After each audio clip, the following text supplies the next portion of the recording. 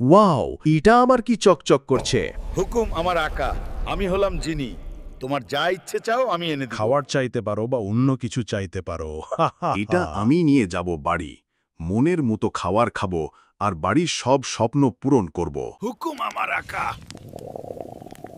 আমাকে 1 হাঁড়ি ভাত, 1 হাঁড়ি মাংস আর 1 হাঁড়ি ডাল দাও। এই নাও তোমার খাবার। আরে কি মজা, কি মজা, খুব স্বাদ।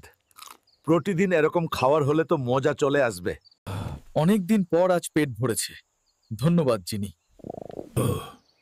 হাল্ক, নদী থেকে একটা মাছ ধরে এনো। ঠিক আছে মা, আমি যাচ্ছি। আমাকে সবচেয়ে বড় মাছটা ধরে দাও এখান থেকে, আমার মা খেতে চাইছে। এই নাও সবচেয়ে বড় মাছ। মা, কোথায় গেলে?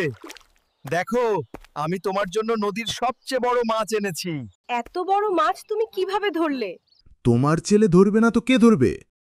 এত বড় মাছ তো 3 মাসেও ফুরোবে না।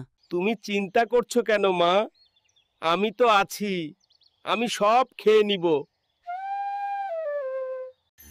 বলো দেখি, তুমি যে আমাকে এরকম সব কিছু সঙ্গে সঙ্গে দাও, সেটা করতে কি তোমার ভালো লাগে?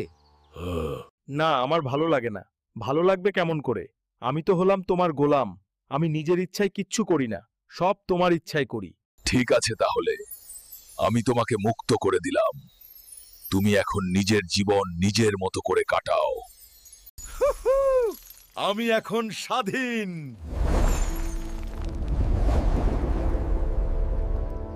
সত্যি, স্বাধীনতার মূল্য সেই বুঝে যার কাছে স্বাধীনতা নেই।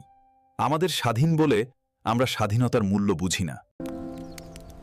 সত্যি, আমরা যে কত ধন্য আমরা নিজেই বুঝি না।